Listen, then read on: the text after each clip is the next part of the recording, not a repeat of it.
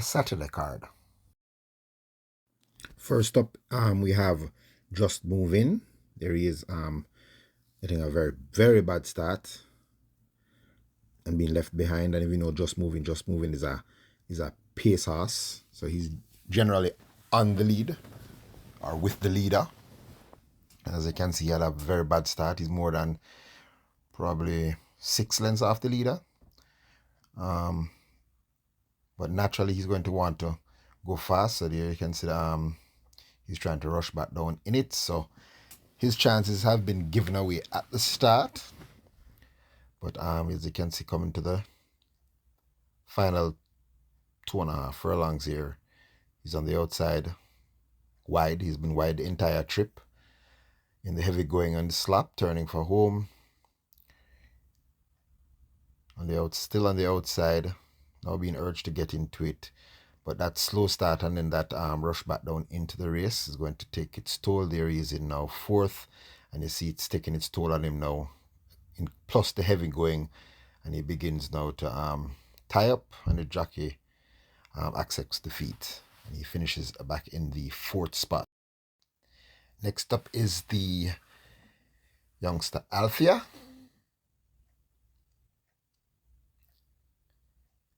Came out slowly into stride and gets left behind horses here. Now at the back of the field. There's Althea, dead last. So I don't say she would have won this race, because I think this 2 horse was just a league above these horses. As you can see, the 2 Mr. Lee hooking up with Altogether. That's another horse to watch, Altogether.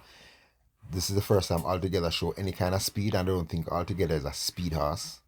So next time out I'll watch Altogether. But as you can see, Althea down there on the rail beginning to improve her position from the back of the pack as they go into that half-mile turn. The speed duel continues up on that lead. Sorry about the freeze up there. That's how I recorded it. But as you see, Mr. Lee now beginning to shake loose off Altogether, who I just think ran his race early. I think he's a more of a horse that should be held up and run on. So next time I'll see what Altogether does. As Althea continues, there she is, making her late footing. But Mr. Lee is a cut above these, beginning to slip away and enjoying the heavy going on this wet track. Just pouring it on. But Althea down there on the rail now moving into 3rd, leaving the furlong pole as Mr. Lee is leaving dots in the distance and ramps it easily. Althea runs on to grab the 2nd spot. Now this is an interesting one. Burnell, the 5, coming out, getting smothered there by the 4, pushed into the 6. You can see it here from the front view. Smothered, really squeezed up. And even through all of that hindrance, this Burnell is going to rock it through and either lead or press the pace. There he is in the red cap, the jockey with the red cap and the red visors. There is Burnell, right with the pace. After that being sandwiched at the start, Burnell is right there with the pace, pushing the pace, possibly leading at this point in the race with 2 furlongs to go. It looks like Burnell has now picked up the lead at the quarter pole. But trust me, that sandwiched out at the beginning took the wind out of him and probably a few lengths, but did real good to still be able to get to that lead. There is now beginning to tie up just a bit as the field catches up and beats Burnell by maybe a length and a half. Next up, if this horse runs 2nd, I'll make a nice money off our exacta. That's Inspired Miracle at 50 to 1. There you see, that was tardy at the start and shuffled back a bit. They're using the red visors. Inspired Miracle. At this point, he's 2nd from the back, but he's going to recover. And there he's on the fence now, beginning to recover after slowing to stride. There he is.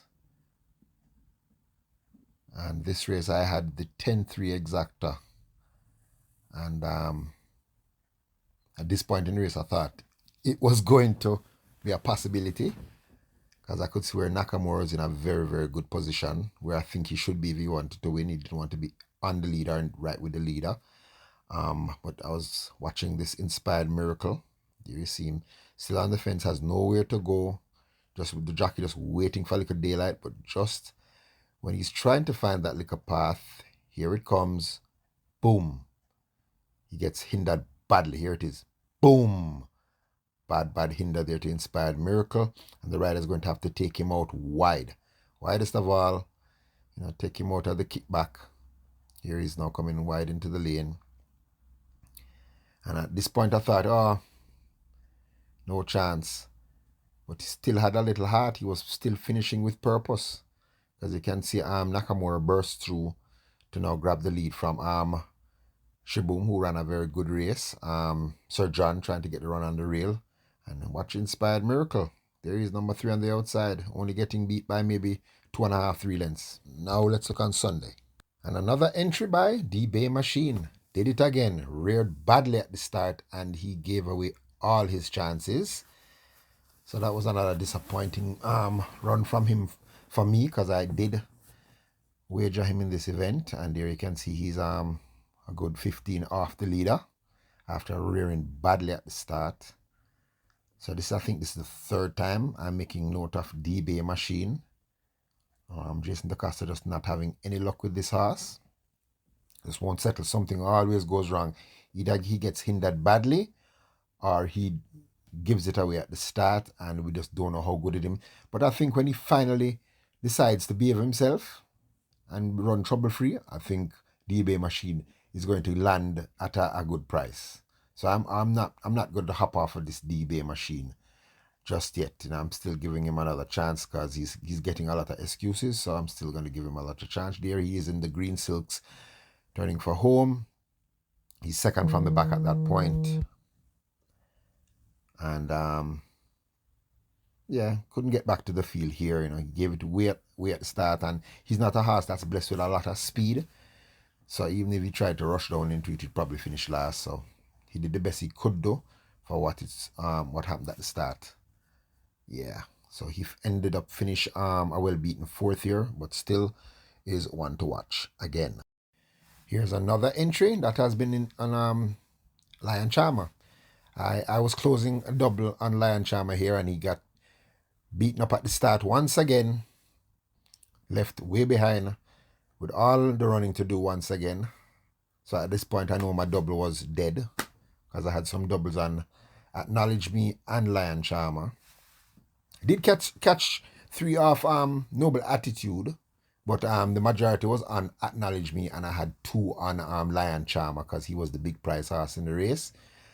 And he was unlucky once again. So this is the 3rd time I think Lion Charma has had a rough race. But I knew he was going to come for this race today. Everything just looked perfect for him, but he just missed it. There he is now turning for home. Still about maybe 10 off the leader. And watch how Lion Charma finishes here. I definitely know if he had a good start, I'm pretty sure Lion Charma would have won this race. I'm certain he would have won this race.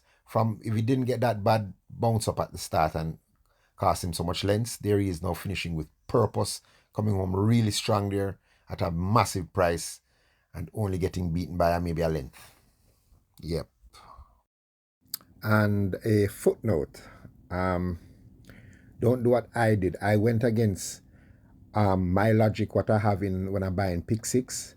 My rule is that if you're going to start the Twilight 6 and it's a small field, try to use all. But instead, I went through the race kind of quickly and I said, Trinity Extrella should win this race, because if Happy Force was in this race, Happy Force would probably win. So I went to work with Trinity Extrella and I banked Trinity Extrella, and that cost both my pick 6 to burst. So word to the wise, it doesn't happen all the time, but majority of times, if you start in that Twilight 6, if you don't have to bank, don't bank, especially if it's a small field. Okay.